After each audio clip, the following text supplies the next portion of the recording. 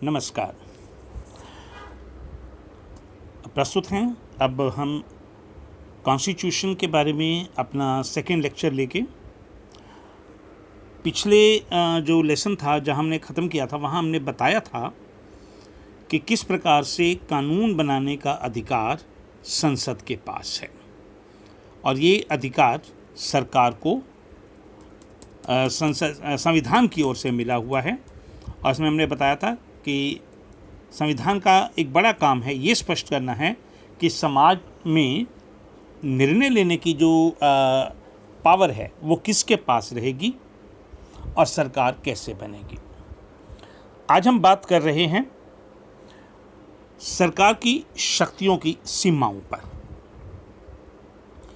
क्योंकि ऐसा होता है कभी कभी नियम बनाने के ऊपर कई बार कई टकराव खड़े हो जाते हैं। मान लीजिए आपने ये निर्णय कर लिया, आपने तय किया कि निर्णय कौन करेगा, लेकिन दूसरा पक्ष कह सकता है कि ये कानून गलत है। यानी अगर सरकार कोई भी कानून बनाती है तो विपक्ष या समाज के कुछ लोग सरकार पर इस बात को लेके उंगली उठा सकते हैं कि सरकार के पास ये ऐसा करने का अधिकार नहीं है, सरकार ये काम नहीं कर सकती। इसी तरह से जैसे अगर ये बात कही जाए कि आप ये कपड़े पहनेंगे, ये नहीं पहनेंगे, ये गीत सुनेंगे, ये नहीं सुनेंगे, ऐसा करेंगे, ऐसा नहीं करेंगे, तो इतनी संपत्ति होगी, इतनी नहीं होगी। ये कुछ बातें ऐसी हैं जिस पर कई बार डिस्प्यूट खड़े होते हैं, विवाद खड़े हो जाते हैं। तो अगर सरकार नागरिकों पर कुछ खास किस्म के प्रतिबंध लगाती है तो स्वाभाविक है नागरिकों को ऐसे जो नियम हैं वो गलत लगेंगे। उदाहरण के लिए, अगर किसी व्यक्ति को अरेस्ट किया जाता है तो संविधान में एक प्रोविज़न दिया गया है कि उस व्यक्ति को गिरफ्तार करने से पहले उसे गिरफ्तारी का कारण बताना ज़रूरी है। सरकार किसी भी व्यक्ति को मनमाने तरीके से गिरफ्तार नहीं कर सकती। अगर ऐसा सरकार करती है तो स्वाभाविक रूप से वह कानून का उल्लंघन कर रही है। अगर सरकार ऐसा कुछ करना चाहती है तो उसे एक विशेष नियम का पालन करना पड़ेगा, एक विशेष सिस्टम को फॉलो करना पड़ेगा। इसलिए सरकार का ये काम है, संविधान का ये इस तीसरा सरकार नहीं संविधान का ये काम है कि वह सरकार द्वारा अपने नागरिकों पर लागू किए जाने वाले कानूनों पर कुछ लिमिटेशंस लगाए। और ये जो लिमिटेशंस हैं ये फंडामेंटल होती हैं, बेसिक होती हैं, और सरकार उस प्रोविज़न को कभी भी नेग्लेक्ट नहीं कर सकती, उसका उल्लंघन नहीं कर सकती। संविधान जो है ये सरकार की शक्तियों को कई प्रकार से सीमित कर देता है। और सरकार की शक्तियों को सीमित करने का जो सबसे आसान तरीका है वो है कि नागरिकों के अधिकारों को, और खासकर मौलिक अधिकारों को, संविधान में ही स्पष्ट कर दिया जाए। अगर नागरिकों को अपने अधिकारों का पता है, लोग अपने अधिकारों को लेकर जागरूक हैं, तो सरकार कभी भी सीमाओं से बाहर जाकर काम नहीं करेगी, कभी भी अधिकारों का उल्लंघन नहीं करेगी। लेकिन इस प्रकार की व्याख्याएं जो हैं वो संविधान में समय समय पर बदलती रहती हैं, चेंज हो जाती हैं।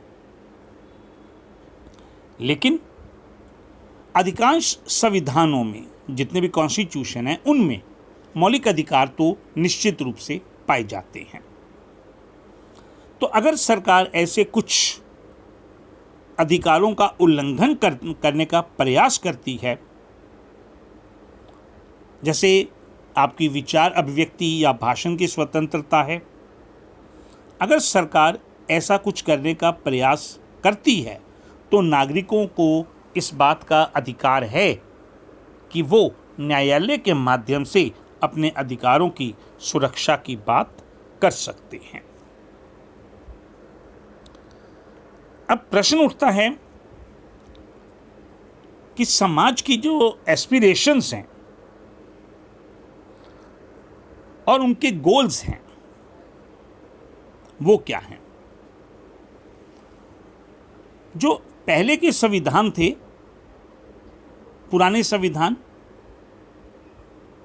उनमें केवल निर्णय या निर्माण की शक्ति का जो डिस्ट्रीब्यूशन था, वितरण था, वो सरकार की शक्ति पर प्रतिबंध लगाने का काम किया करता था। लेकिन 20th सेंचुरी आते आते, 20वीं शताब्दी आते आते लोग अवेयर हुए, दुनिया भर के संविधानों में सुधार आया, उनमें परिवर्तन आए। और ऐसा ही एक उदाहरण है भारत का संविधान। और यह संविधान हमें एक ऐसा स्ट्रक्चर प्रोवाइड करता है, एक ऐसा ढांचा प्रोवाइड करता है जिससे सरकार कुछ जो पॉजिटिव वर्क है, सकारात्मक कार्य है, वो कर सके और जो सोसाइटी की एस्पिरेशंस हैं या उनकी जो आकांक्षाएं हैं और उनको लक्ष्य है उसको वो अभिव्यक्ति दे सके। भारत के संविधान में इस तरह के कुछ नए प्रयोग किए गए और जो समाज के बीच में विभिन्न प्रकार का जो अंतर है उसे भरने का प्रयास किया गया। क्योंकि सरकार का काम केवल प्रतिबंध लगाना नहीं है, वह संविधान जो है सरकार को एक समर्थ, कैपेबल और पावरफुल भी बनाता है।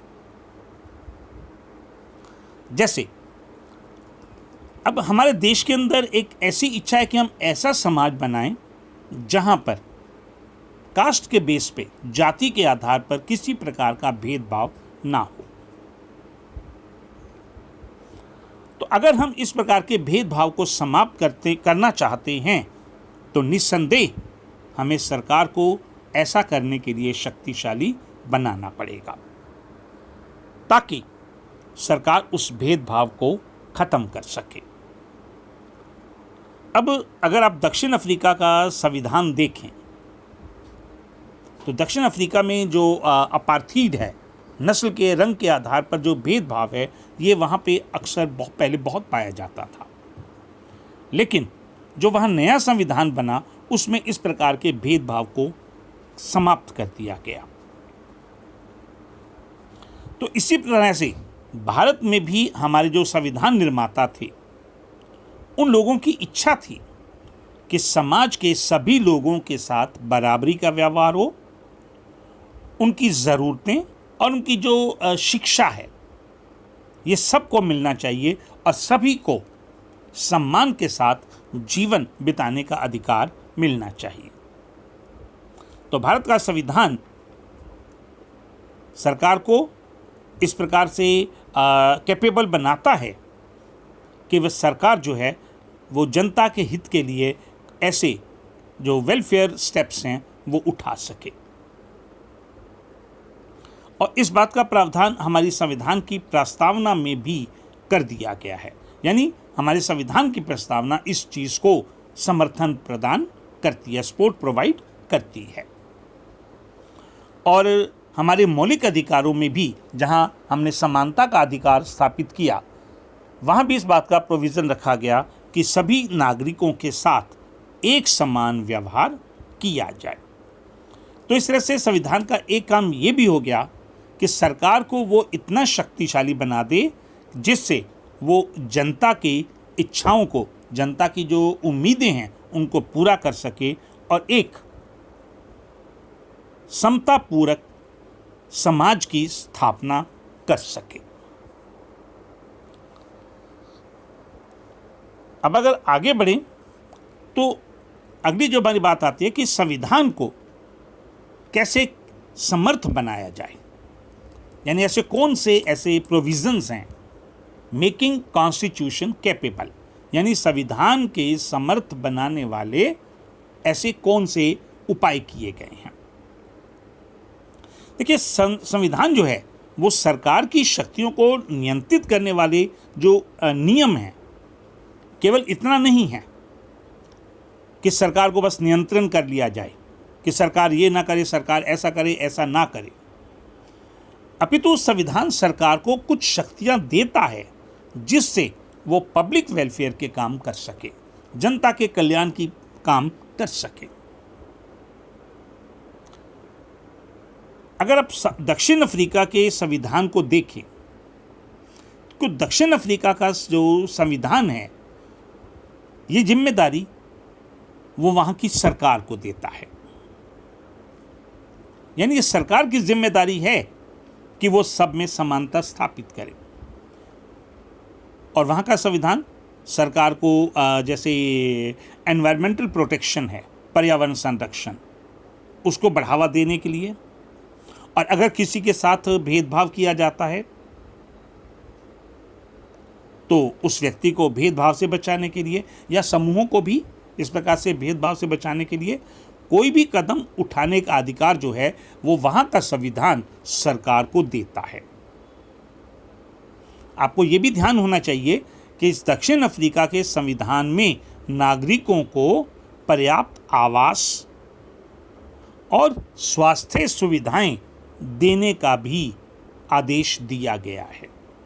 यानी ये वहाँ की सरकार की जिम्मेदारी है कि हर व्यक्ति के पास रहने को मकान हो और उसके पास हर प्रकार की स्वास्थ्य की सुविधाएं उपलब्ध हों। ठीक इसी प्रकार से इंडोनेशिया में ये वहाँ की सरकार की जिम्मेदारी है कि वहाँ पे वो एजुकेशन सबको मिल सके, शिक्षा सबको मिल सके, ऐसा उपाय करें। यानी इसका मतलब है कि शिक्षा जो है वो वहाँ की सरकार के हाथ में है। और इंडोनेशिया का कॉन्स्टिट्यूशन इस बात को इंश्योर करता है, सुनिश्चित करता है कि सरकार गरीब और जो अनाथ बच्चे हैं उनकी भी वो देखभाल करे।